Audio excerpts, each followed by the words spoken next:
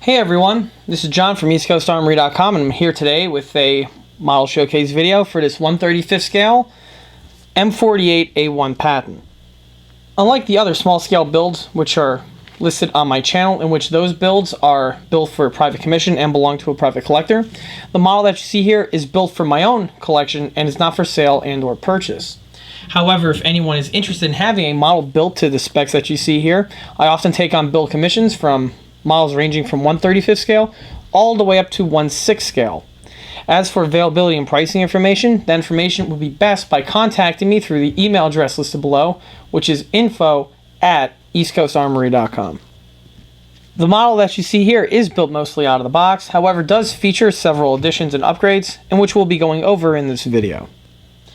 Let's first take a quick walk around the model. This vehicle here is the M48A1 Patton. The M48 series was really the first true post-war American tank design. The other models that preceded it, namely the M46 and the M47, really have their roots with the M26 Pershing's design. Many of the running gear characteristics are similar to that of the legacy vehicles, however the entire design itself as a whole is all new. The tank features an all-cast steel bathtub body and hull, and an all-steel cast round turtleback turret. This design of an all-cast bathtub hull, as well as its turret configuration, would be the template of which American tank design would be designed for the next 30 years. This design pretty much stayed the same up until the 1980s with the design of the M1 Abrams. And even with the Abrams, you can still see some characteristics of the M48 that trickle down throughout the years. The M48 was designed in the early 1950s and actually went into production from 1952 all the way up to 1959, of which approximately 12,000 units were manufactured. The vehicle was very prolific and was also highly exported to lots of allied countries. The United States kept on using the M48 series and upgrading it all the way up until the M48A5, in which those vehicles served in National Guard and Reserve units all the way up until the early 1990s. By the mid-1990s, these vehicles were completely phased out. The M48s are still used by lots of the allied countries which they were issued to this day. For the tank's main gun, the M48 series utilized a 90mm main gun. This, of course, would change with the M48A5. However, for the majority of the M48s that were used by the United States, specifically this version, the A1, the 90mm T54 was utilized. For the secondary armament, an M2 HB heavy machine gun was housed in a Coppola mini turret, which was a staple on these pattern of American tanks. As for the coaxial machine gun, that was facilitated with an M73 machine gun. Unlike the previous versions of American tanks, from namely the legacy vehicles, which all utilized modified M1919 machine guns, the M73 was a more modern design. This design was used all the way up into all the M48s, the M60s, and was only phased out when the M1 Abrams came onto the scene, which of course used a different type of machine gun for the coax. The M48 was originally designed to utilize an AV1790 Continental engine. The Continental was a gas engine, and the engine itself was very powerful. However, one drawback of this engine was that it was very poor on gas mileage, and the tanks did have a limited range. So much so that the original M48s were designed to have a rack which would have been mounted in the back of the vehicle in order to hold extra fuel drums to feed the thirsty engine. When the M48A2 was developed, the original gas engine was replaced with that of a diesel. The diesel engine was much more fuel efficient, and this style of engine carried on into the M60 as well as even the M103A2. If anyone is interested in learning more about this vehicle, there is actually a very interesting video on YouTube, which is a actual newsreel of the development and construction of the M48 series, of which I highly recommend watching. The links of which can be found in the video description listed below. Before I go any further with the video, let's go ahead and take a step back to when the model was first started in order to get a good idea on what the base starter kit contained. And here goes the model just prior to starting of the build. For the base starter kit, I will be utilizing this Dragon M48A1 kit. This kit here is a recent release by Dragon. The model itself was purchased from Amazon.com, and I've had it for about 2 months or so. These kits are, like I mentioned, fairly new to the market. I myself was personally very excited to see this release as a kit, as prior to the releases of this M48 kit, there was no rendition of this version of the M48 in 1/35 scale as a plastic kit. Getting to this kit here, the kit itself, like I mentioned before, is a all plastic kit. However, the kit does feature some components that are done in photo etch. We'll be going over that once I crack the box open. As for the exterior of the box art depicts a M48A1 Patton going through some maneuvers, which looks like it's in a desert or in a very muddy environment. As for the graphic design, it is typical for Dragon kits. On the side here, we have several marking options that are available. This kit does supply you with an ample amount of markings, so you can model the vehicle in several different ways. Other than that, it's your basic style graphic design with the CAD drawings, and it's also true for the back panel as well, which features all of the CAD drawings as well as all the features and options that are contained with this kit. Opening the box, which is actually very snug. There we go. As you can see, the kit contains your standard gray Dragon injection molded plastic. Starting here with the lower hull. Now, a lot of these components are lifted from the other M48s which Dragon has produced. At the time of this video, there are 2 other M48 Pattons that Dragon made, and both of which are, I believe, M48A3. So this is the first non-A3 M48 that has been produced by Dragon. Starting with the upper and lower hull, they feature some very nice detailing. There is some nice cast texturing which is molded into the component. Hopefully I can get that in frame. The escape hatch is present, as well as with all the other access panels which are found on the bottom portion of these M48 hulls. If anyone has seen the M103 builds that I've done in my video listings, the detail quality is very similar. Here goes the upper hull with the same quality of cast texturing as well as found on the lower. Some turret components.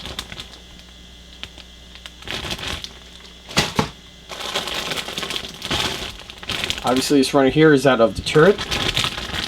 Just like with the lower hull, the turret features some very nicely casted in cast texturing, as well as nice fine details, like small little footman loops for tying down equipment, as well as little tarpaulin clips which are molded around the mantlet area, which would be seen if the model is built without its tarpaulin, which is a nice option that the kit does give you. In fact, there goes the non-tarpaulin mantlet. Different options in gun barrel lengths due to the mantlet, of course, with the tarpaulin. The lower pan with, again, the same cast texturing. The commander's copula with clear periscope inserts to be added. And here goes the engine deck. Now, this engine deck that you see here is lifted from the M48A3 and more than likely is not going to be utilized on this build, as just like with the M103 builds, there are only a certain couple of features that are to be used from this runner, so most of which will probably just end up in my spare parts bin.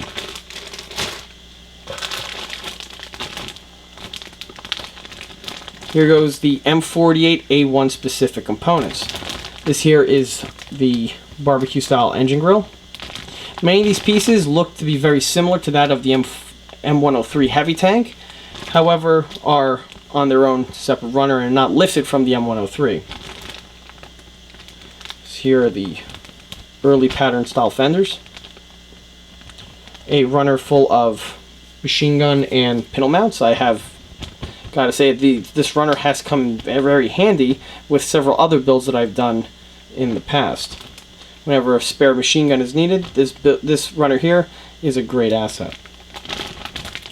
Back to the project, as you can see, more of the grill work, the hatch, and getting to the soft rubber vinyl pieces. We have here two styles of mantlets. We have the later style tarpaulin cover and the early style tarpaulin cover.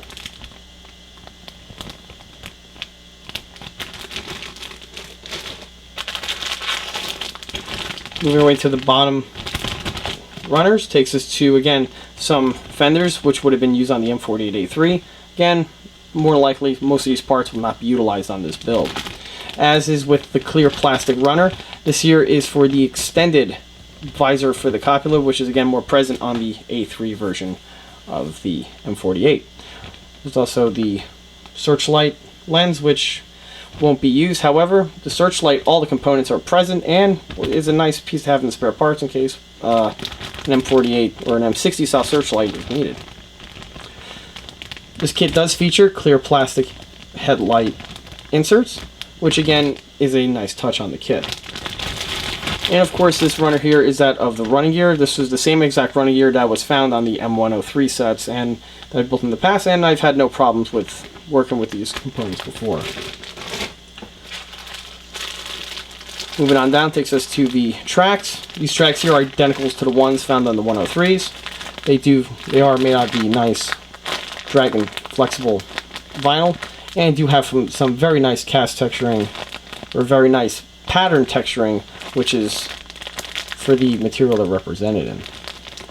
These tracks, like I said in the 103 videos, are very reminiscent to the M48 tracks, which are found on the Tamiya kits, which again are adequate for the material.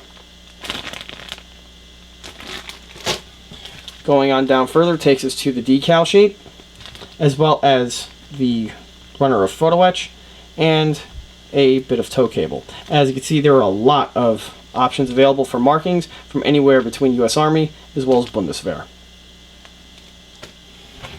Finally, to the bottom of the box brings us to the instruction sheet. As you can see from the blue areas, there are going to be a lot of components to be added to the spare parts bin. The instructions themselves appear to be the same quality of CAD drawings found on Dragon kits, which in the past, by and large, have been very good. However, if there's a hiccup or anything, I will find out once the build commences. Starting with the model suspension, the entire running gear and suspension that you see here is purely stock Dragon. There are absolutely no mods or any type of alterations needed to have been made to the model in order to build the suspension. The entire suspension went together very easy and effortlessly. The only area to watch out for when working on these Dragon Pattons is due to the shape of the Patton's boat-like hull. The way the hull intersections all need to be assembled will leave for several seam lines.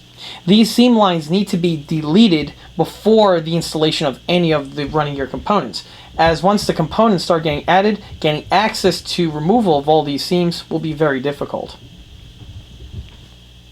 One modification that I did make to the model sprocket was the addition of the mud slits. Like on most 1/35th scale Patton series vehicles, the mud slits are absent on the outer drum of the sprocket. These were a simple addition to make with a Dremel. I cut the little ovals in and did it to both sides of the vehicle. The addition of the mud slits does greatly help the look and accuracy of the model. Now, as of note, not all of the sprockets received mud slits.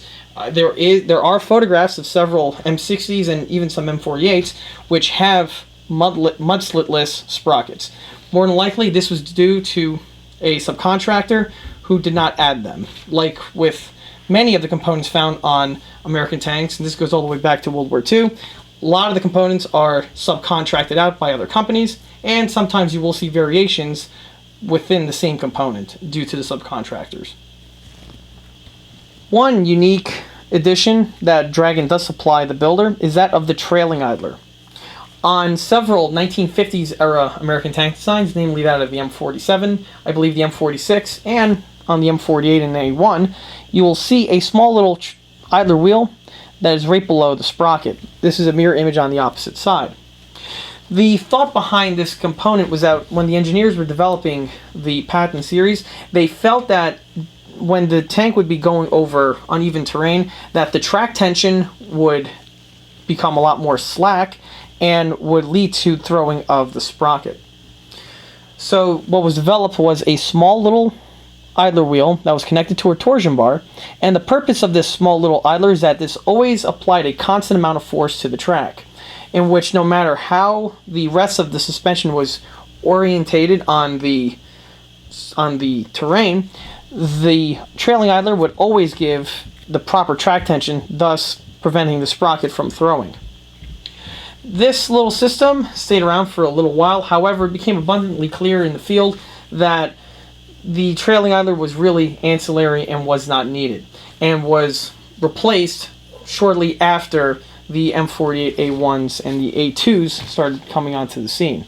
It's not uncommon to see several vehicles, namely an M47 or even some of these early M48s, where they completely just ditched the trailing idler altogether. By the time the M48A2 and A3 started coming off the production line and being brought up to those specs, the trailing idler was completely deleted. Moving on to the track that you see on this model is stock. The Dragon kit does supply you with a very nice set of one-piece flexible vinyl tracks. These tracks are made in the soft Dragon styrene and are typically found on the more contemporary Dragon releases. The track itself builds, paints, weathers, and installs very easy and effortlessly. The track itself is very similar in detailing to that what would be found on the old Tamiya M48A3, as well as several of the other Tamiya and Academy kits. If anyone wants to level up and swap out the tracks, this can be done, as AFV Club does offer a set of M48 workable track links. These have been on the market for a long period of time and are highly recommended if you want to go down with that route. I believe also Fruity Model also makes a set of M48 track links, only theirs are in white metal. Moving towards the bow of the model, we'll start with the headlights. The headlights that you see here are stock kit original. The kit does supply you with clear plastic inserts for the headlight lenses, which is a very nice touch. Moving on from the headlights takes us to the fire extinguisher. Just like I always mention on all these builds, the two little handles which are found on these fire extinguishers are painted with red. This quick little brush of detailing really helps with making the model pop. The model also has clear plastic periscopes for the bow driver section as well. Moving past the driver's position takes us to the spare track links. The early M48 Patton series, it had a very distinctive feature of having the track links mounted to the top of the fenders. The kit components are very nicely done. The kit supplies you with the spare tracks themselves, as well as the small little photo etch clamps, which are used to mount the track links to the fender tops.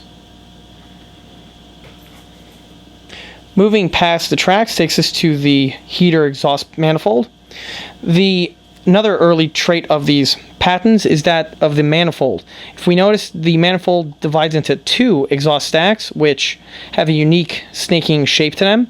They emerge from the left-hand side of the hull and work their way to the end of the fender. The kit components are very nicely done, and in addition to the funnels as well as the elbow, there's a small little piece of photo etch which is used to strap the two end tips of the exhaust to the fender support.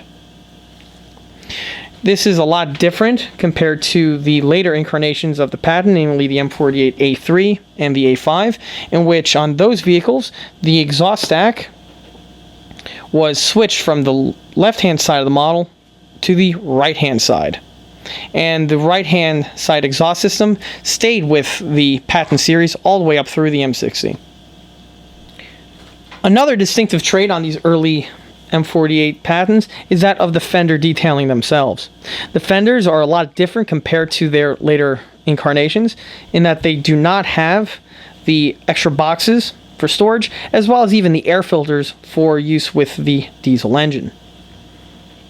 The Dragon kit is very nicely done in the way they rendered out their side fenders.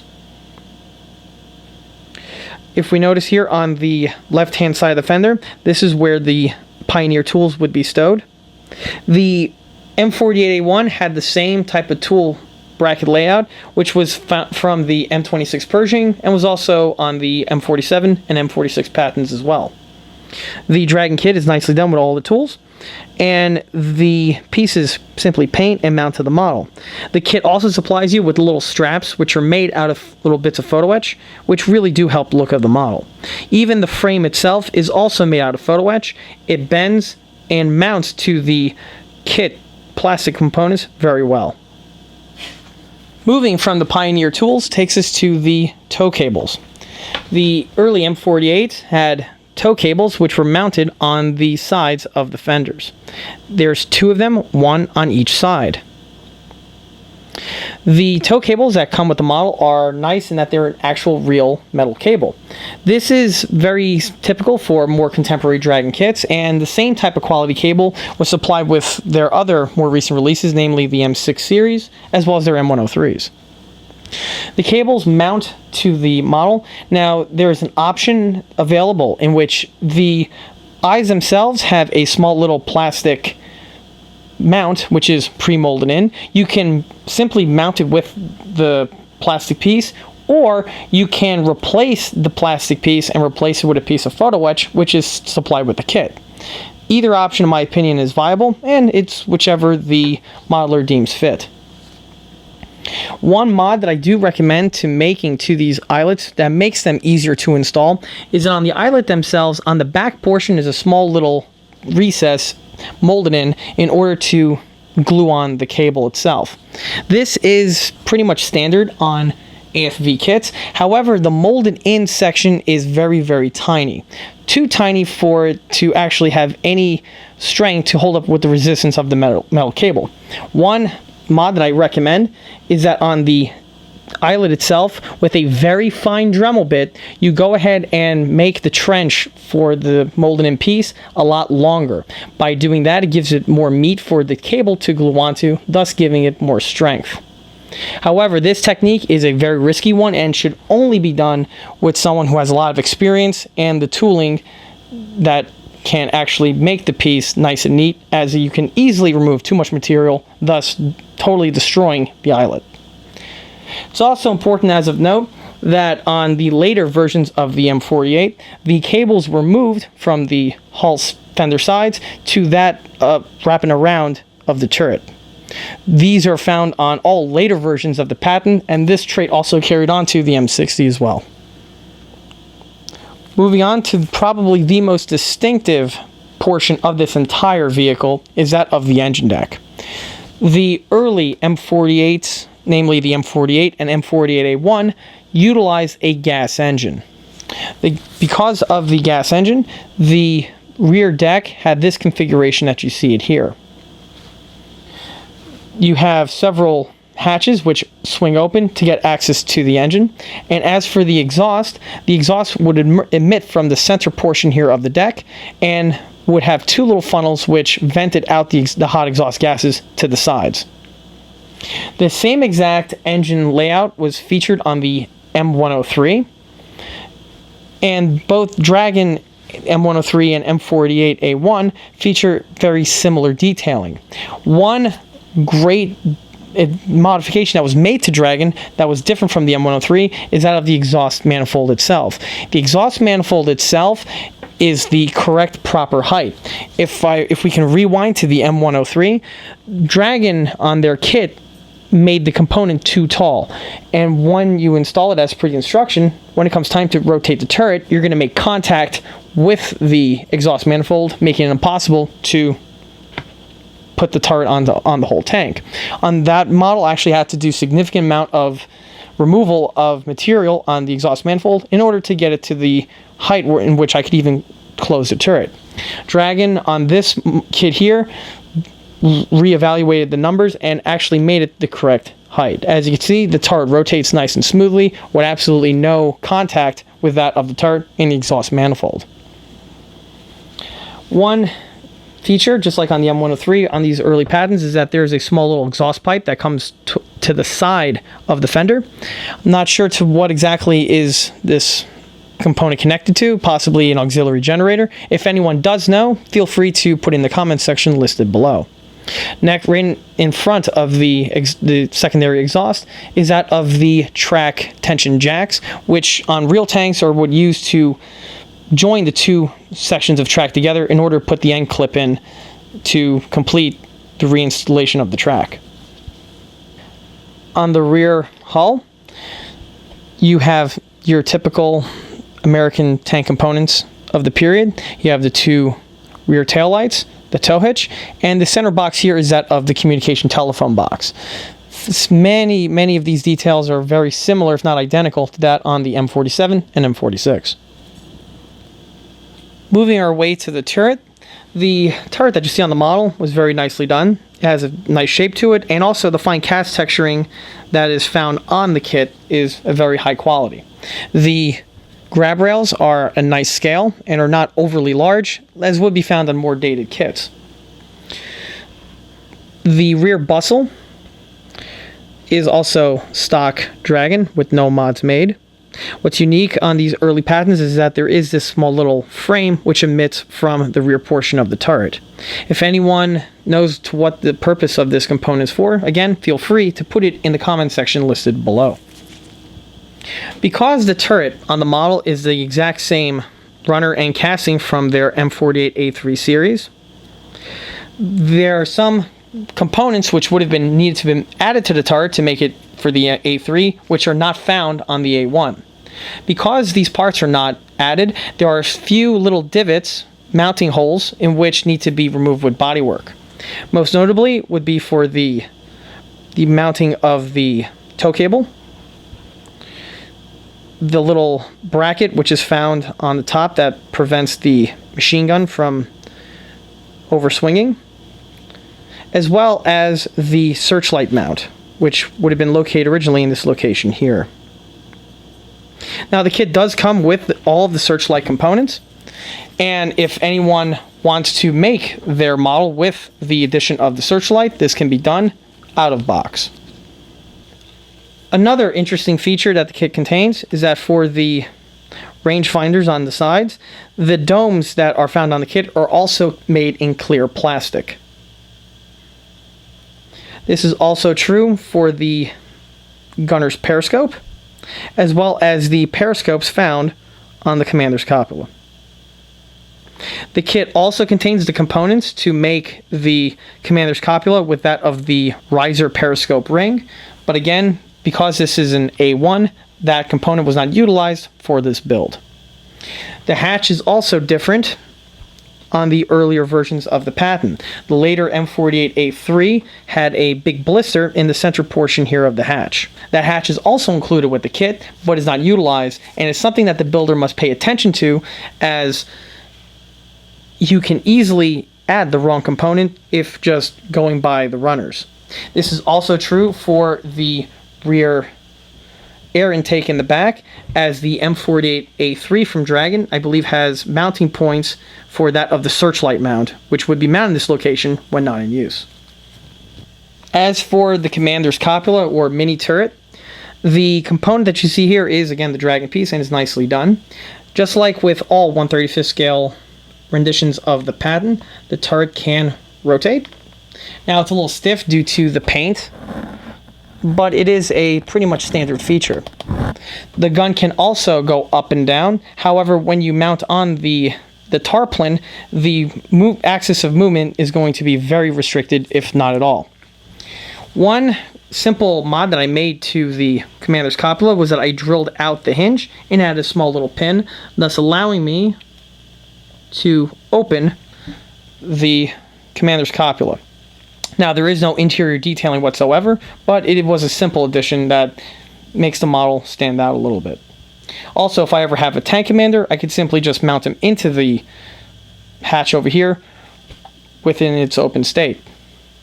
Moving towards the tank's antenna, the antenna that you see on this model here is not the kit original. The kit does supply you with an adequate antenna base with a pre-molded in antenna wire. The molded antenna wires are a bit problematic, and I was actually going to use the kit original one. To use the kit original one, I simply just cut off the molded-in antenna and I drill out the center hole for use of a wire. Unfortunately, when I was in the process of painting the model, I accidentally struck the antenna, snapping it off and thus losing it. In its place, I went ahead and replaced the kit antenna with that of an aftermarket antenna from Adler's Nest. The Adler's Nest antenna is a very nice component. It is made out of several pieces, and it actually has a real conical spring to it. The component does assemble very easily, and once added, really does help the look of the model. It's definitely recommended. The component itself was acquired from Hobby Link Japan. Moving our way to the gun and the mantlet. Now this is one portion of this build in which you have several options available. The first way is you can have the gun fitted to the mantlet without any tarpaulin. You have the early style tarpaulin mount, and then there's also the later style tarpaulin mount. The version that you see on this kit here is that of the early style. In order to represent the early style, you need to modify the Dragon later style. The Dragon later style is used for the back portion, and there's a front face which gets glued onto the later style to make it the early style. To install the front face, you first need to delete the molded in sections on the later style, which were for the coaxial machine gun as well as the gunner's scope. Once those pieces are deleted, the piece simply plugs on to the later style mount. Now, what's a little bit tricky about it is that because the component is made out of a flexible rubber, you cannot simply just sand away the molded in components like you would on hard plastic. The pieces literally need to be clipped away or cut away with an X-Acto knife. Once the pieces are thoroughly removed, the two tarpaulins will mate together very well. Now, one side note is that if you go ahead and use the tarpaulin, the gun can still move up and down somewhat. However, it's really a fixed in place gun barrel. As for the paint and markings, the vehicle itself is painted in a very, very dark olive drab. During the 1950s and the 1960s, American military vehicles featured a very dark color of olive drab compared to the lighter shades which were used during World War II and also in the early part of the 1950s. As for the markings again were kit supplied, and you do have several options available. Now, the markings on this model were actually very tricky to install. Very similar to the MBT-70 as well as some of the German World War II license plate numbers, all of the number markings that you see on this vehicle here had to be applied individually. This is also true for the rear bumper numbers, which are found on the bottom portion of the model. Because each letter and number has to be applied individually, special care has to be taken for the kerning and leading of each of the numbers. However, once this is all done and the pieces are lacquered on, the decal itself is a very high quality decal, which is pretty much standard for contemporary kits in general, and more importantly, Dragon kits as a whole. As a quick comparison to the other American tanks of the period, here we have the M48A1 compared with an M47. Now, both of these models here are the same scale, and you can see how the M48 evolved from the M47 Patton. As you can see, the M48 is a much more advanced tank design compared to the M47, which preceded it. The M48 is a much bigger and larger vehicle in both weight as well as in length and width.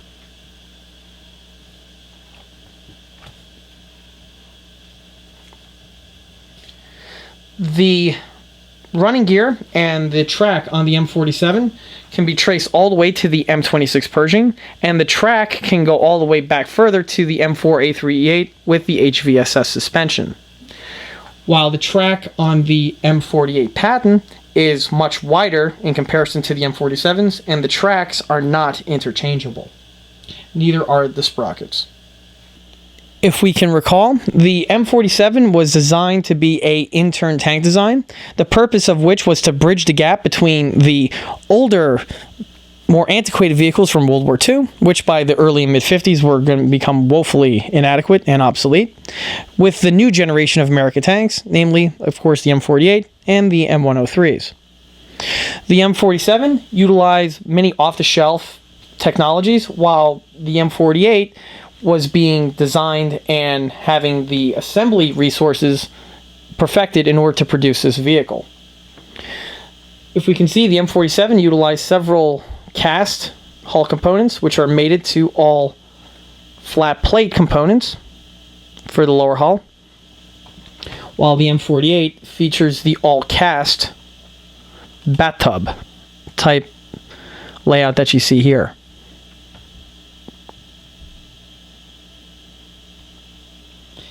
The M48 was also the first American tank to feature the center-mounted driver's position, while the M47 was the last American tank design to feature the dual driver and co-driver positions, as well as also the last American tank to feature the bow machine gun. This is not present on the 48. Moving back towards the engine decks, you can see how boat tanks have similar designed engines. Boat tanks were gasoline powered, and you can see how the 48 evolved from the 47. Like I mentioned before, boat tanks have a center emitting exhaust manifold. Only on the M47, the exhaust manifold split off from the center to the two large mufflers which would have been mounted on the fenders. The M48 did away with that and simply just had the exhaust smoke just vent out from the back portion here of the vehicle. As for a skill level or recommendation, the model itself was actually very easy to assemble. The model is, in my opinion, a little bit more difficult than a standard Tamiya M48 or even an Academy M48A5. If someone has already built those vehicles, they should be able to level up to this kit here. The kit is a little bit more difficult in terms of dealing with the PE. However, the other components that are found on the kit, namely the running gear, as well as the way the other components assemble, should be very easy for a person to adapt who have built the Tamiya and Academy M60s and M48s. As for the kit itself, I definitely recommend the kit for anyone who's a fan of the Cold War era tank designs, as well as anyone who's a fan of U.S. military vehicles, and anyone who is a bona fide Patton fan, as the A1 is an integral part to the Patton family tree. The vehicle's subject matter, I find it to be very interesting, as well as this particular variation of the Patton has been neglected and overlooked by the major plastic manufacturers for many decades. For the longest time, in plastic, the only renditions of the M48 series were three options available. You had the Tamiya M48A3, which tooling dates back to the 1970s. You had the Academy M48A5, which dates from the 1990s, and the tooling-wise is nothing more than a modified version of the Tamiya M48A3 kit. And then you have the antiquated Revell monogram M48A2. That vehicle's tooling dates all the way back to the 1950s and 1960s, and that model is more close in scale to 1/32nd scale as opposed to its 1/35th counterparts. For the longest time, if anyone was interested in building an M48A1, the only option that was available was the M48A1 conversion set from Legends. The Legends set contained many resin and photo etch components in order to transform the Tamiya M48A3 to the M48A1. Knowing Legends quality, the kit was probably very nicely done and built into a very nice rendition. I've seen several posted on the internet. The only caveat to keep in mind is that you are working with the Tamiya M48A3 lower hull, which does have some inaccuracies found in it. Also, the kit being a resin conversion set requires a certain skill set which many model builders just don't have. This kit here, being all plastic, is a lot easier to assemble.